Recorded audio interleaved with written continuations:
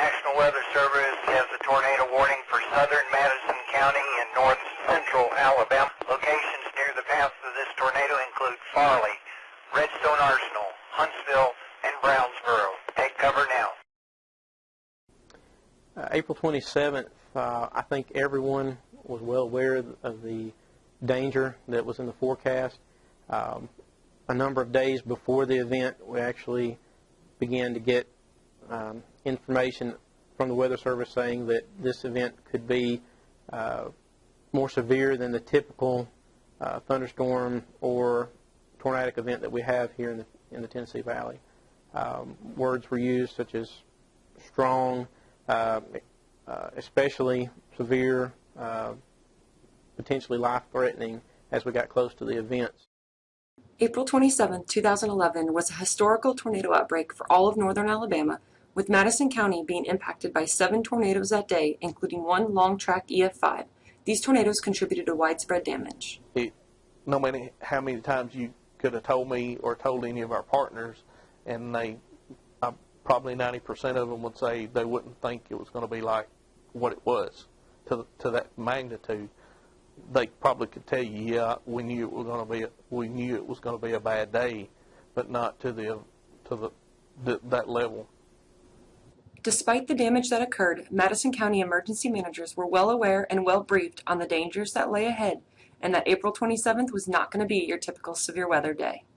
So our partners were well aware of what was going to take place. Due to the briefings, we knew we were going to be under a tornado watch. We knew that we were going to have a rough weather day. Obviously, we couldn't have foreseen what was going to take place on that particular day, but as it turned out, I don't think we could have prepared any better. Just a heads up for all stations on the network, there is a tornado on the ground just north of Moulton. It's reported to be a half-mile wide, and on its current track it will hit Madison County.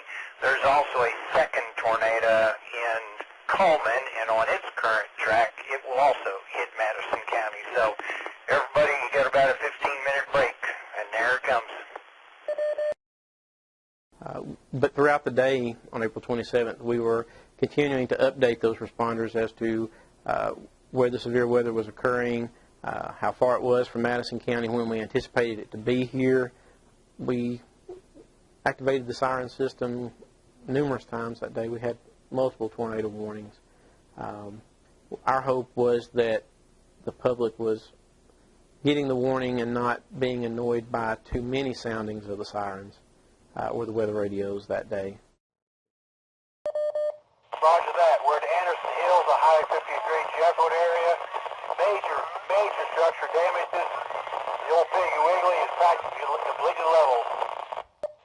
Skywarn just reported that main power line over Brownsboro has been cut and all northern Alabama is without power. As you've been hearing, volunteer ham radio operators were an extremely helpful part of the day. Center activation, they play a big role not only in communications, but storm spotting and providing extra manpower in our operations center. To focus on the recovery needs of the community immediately after a disaster, there are a series of actions that need to happen, all of which the emergency managers coordinate. First, immediately after the tornado has gone through the area, our search and rescue, our fire departments, rescue squads respond to the area, as well as law enforcement, and you're not going to be able to drive house to house, so they have to go in on foot.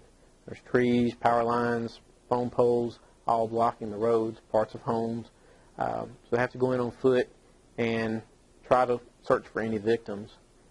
Once that search has been done and they've researched the area again to make sure no one was missed the first time, we transition from a response into a recovery phase, and we have public works crews that are out there just doing cut and toss, cutting debris out of the road and tossing it on the side to clear the roads, to get transportation back open so help can get into these areas that have been affected. In Madison County, many citizens stepped up to volunteer. The overall coordination of the resources and the teamwork between EMA and the citizens made many people proud to work in the county. Maybe you weren't at work because the power was out, your place of employment was closed. we opened up a volunteer reception center for anyone that wanted to come out and help, to come receive some basic safety training and receive an assignment as to areas that needed help, what you could do, some basic equipment, and we may pair you up. I don't think that anyone in public safety or anyone here could be any more proud to live in Madison County than we are. Despite the tragedy that occurred, there were many positives of the day that can shine through. But overall, I think that's the biggest positive that come from it, is everybody feels a close sense, brotherhood or sisterhood, if you will, of wanting to be a part and continue to make the community better. Positives, I would have to say, definitely that our responders work well with each other. We were able to act as a county-wide response rather than a fragmented response to the event. We were very well pleased that we didn't have the problems that you see in other areas after disasters as far as widespread looting or unrest or anything like that. April 27, 2011 will be a day that Madison County and the Tennessee Valley will forever remember, and lessons learned from this day will be used to improve response and recovery in future events.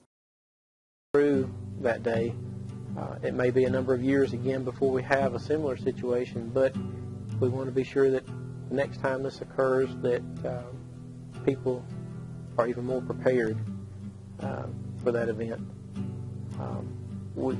Disasters are no stranger to the North Alabama area. It's a wonderful place to live, and occasionally we do have these disasters, but we get through them. And the more prepared we are, the easier it is to get through those disasters.